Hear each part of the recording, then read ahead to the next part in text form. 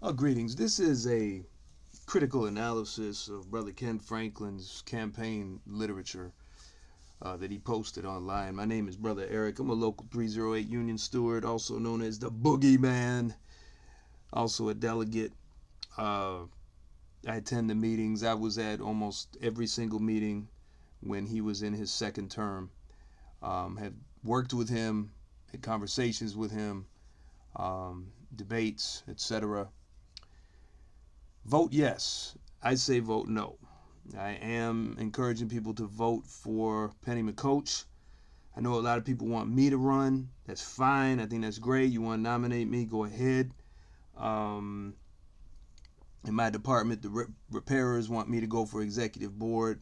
So if I get nominated for executive board, I will not, and I get nominated for president, I will be going for executive board. But I don't expect to be to get any other nomination. Regardless, this is about Ken Franklin's vision, ideas, and goals. So he says he's addressed the pension retirement time. Okay, this is address. This is talk address. What, email address? Post office address? This is talk. Brother Ken talks a lot and delivers nothing. Not even a little. Never did. Never will. What is the pension retirement time? What are you talking about? What does that mean? Your goals and your vision is really the problem here, Brother Ken. You do nothing to ask what the members want. That's why you were never successful. It's always about your ideas, as long as they sound good and you get elected and you get that cool $145,000 plus. No random drops, no time clock, no sick book. Address the RHCT. Address it. Okay, address it. RHCT, I'm addressing you. It should be at what? 0. Okay, great. Address. Is that what the members want? What address? What's the address? Is it the union office address? I don't know what the hell that means. Retirees not and never needing a raise. Okay, he's talking about retirees need a raise. Okay, great. Well, these great things. Have you ever organized the members around them to help them fight for these things? Besides talk and convince them to vote for you. Have you ever done this? No, you haven't. You haven't even tried. I've certainly been trying. And I ain't even elected or running for this stuff. I'm telling people go ahead and nominate me, but I ain't running for nothing. Because it's not the elected people that make this work. It's the members that make this work. Look at this. Address the high costing health insurance. Okay, address it. Address it. It costs high. Now you know what he's going to tell you. If you elect him and he becomes president, you say, hey man, what happened to this health insurance? He said, I addressed it. I spoke about it. I did that. Well, what'd you do? I addressed it. He can't do nothing. This is why he says address. He doesn't say lower because he knows he can't do it. Nobody can do it. Not a president. Not one man or one woman. They can't do it. They can't. It takes members, maybe not all, but at least some, to build a movement and to take what we deserve. But they don't do that. And when they're not doing that, they're telling us we can't fight the CTA. We can't tell them what to do. There's a this. There's a no strike clause. Lies, lies, lies. Address the part-time world at CTA down in Springfield as well as at the contract table. No! That's what you did before, and it didn't work. It doesn't work. Address. Here we go again. Address. What does it mean? Address. Address means, you know what it means? He's going to talk about it. He's going to tell you, yeah, you should be in a full-time job. That's all it means. That's all it means, brothers and sisters. For God's sake, don't believe that one man can do anything. You have to do it. You, the members, you got to help each other, fight back, and demand things, build up power. That's what unions do. UAW didn't just strike out of nowhere. They built up for it. Operator working hours. Okay. Okay, what does that mean? 80-hour work, 90-hour work weeks. Operator, worker. That's what people are concerned about. They work forced overtime. These poor operators, forced overtime because of all the delays. Okay, great. How you going to fix that? How you going to fix that? You can't. You can't do it, Ken Franklin. You can't. I can't do it. We can do it. We. And you had 3 years to work with the Justice Coalition or other people and to organize other people to fight for this, to build up for this, at least protest about it. At least encourage members to speak up and fight back. But no. And every time I made motions for things and other workers come and came up with problems and solutions, you were silent. Absolutely silent. Address all working pay injustices. Okay, you must be talking about wage theft. Maybe you're talking about the clerks not getting night premium or the instructors not getting night premium. Fine. You got to organize the members around it. Let me tell you, brothers and sisters, he ain't going to do it. He ain't going to do it. He just wants the money. He wants the job. Okay? He ain't going to do nothing. In the last 3 years, it was Pennie McCoach and Mark Weems cleaning up after his mess after mess after mess, cleaning up after Deborah Lane's mess after mess after mess. Safety. What does that mean? Safety. Safety. Pregnancy benefits. Okay, great. We've got that. So you're just throwing stuff out there to get votes. You're going to see I could put more bullet points than Pennie McCoach. Hopefully I'll get more votes than her. Oh, come on, man. College credit for rail operator, track worker, and car repair training completed. Okay, so that's my department. Okay, he didn't do nothing about that. All he did is have meetings and talk about it. Didn't want to organize around it.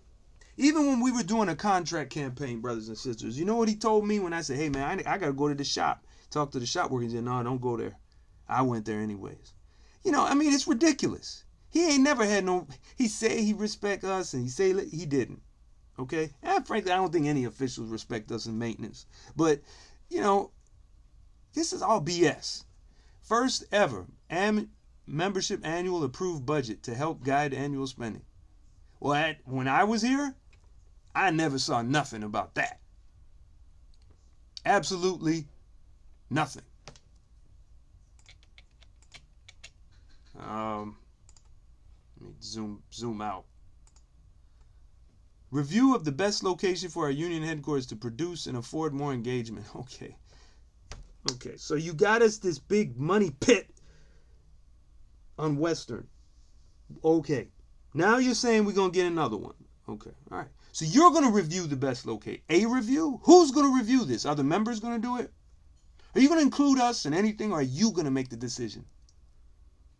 That big tomb that we have there, majority empty, extremely expensive building. What are we going to do with that? We're going to sell it? Is that what you mean? See, you want to ask the members what they want to do. Invest in communications, monthly newsletters containing. I don't know why it doesn't show up. Containing meeting minutes along with financial report. All meetings video recorded, text system, email system, membership training. And look at this crap. Let me tell you something, brothers and sisters. Me and other co-workers, bus and rail, have been fighting for this, making motions for this, a bylaw proposal. Ken Franklin has fought every single one of these efforts. Not only has he fought them, everything he's just saying down here, he's fought it. He fought it. And he still fights it. Now he says it. Because we've been saying it. He will never, ever do this. Never. We had a text system and email. He never used it. He used it to get people to, maybe once in a while, to remind them to come to a membership meeting. But it was always to go vote for some politician. Nothing. We never had anything. Nothing. We had 4 newsletters or something. 4.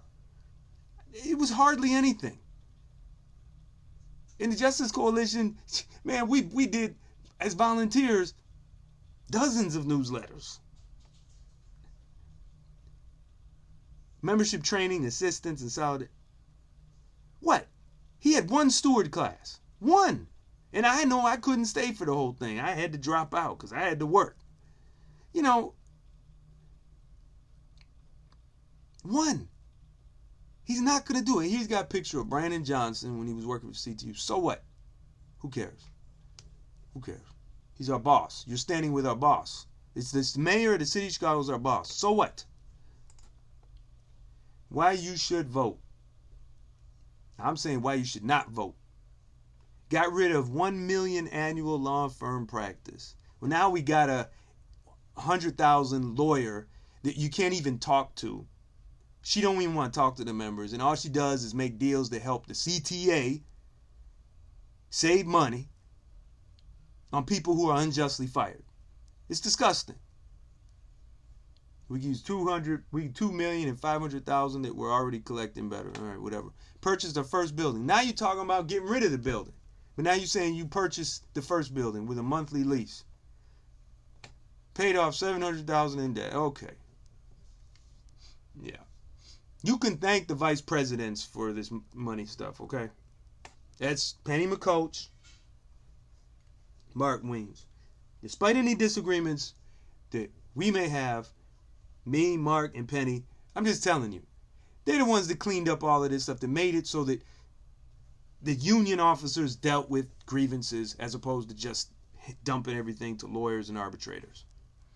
Handling of contract, no give back in contract talks. Really. Really. So if the raise we're getting doesn't keep up with inflation, that's not a give back.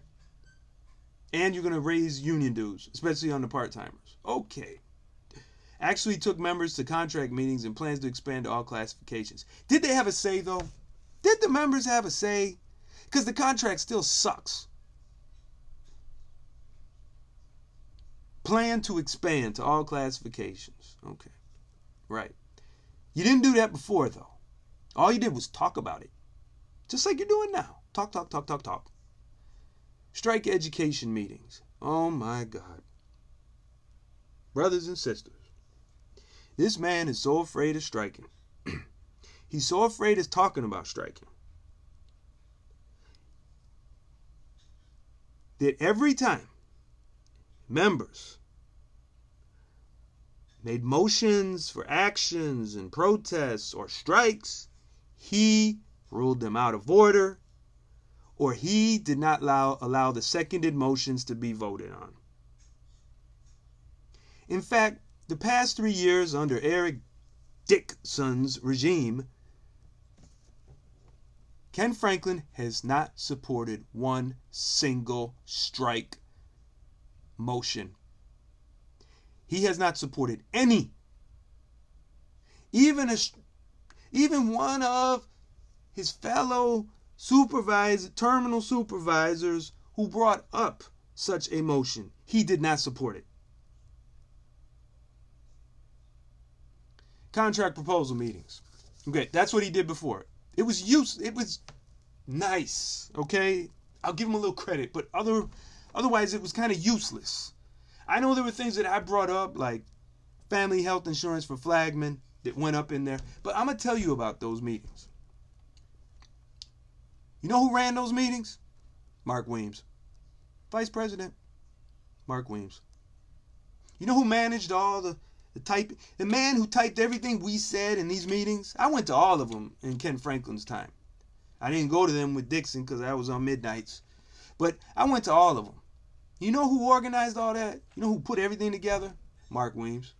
Mark Weems. He did nothing but collect a check. Fought for COVID layoff protection pay. Man, he fought against this. Me and another brother made motions right as the pandemic was exploding for this exact thing. And you know what he told us? Nah, CTA is going to take care of it. Brothers and sisters, my God. This man is lying to you. You can say, well, you're taking it personal. You're attacking him. All right, fine. Go ahead and vote for him. And you'll see.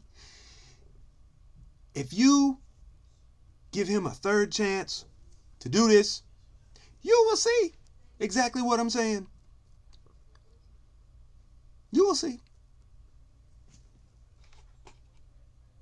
Do not vote for Ken Franklin.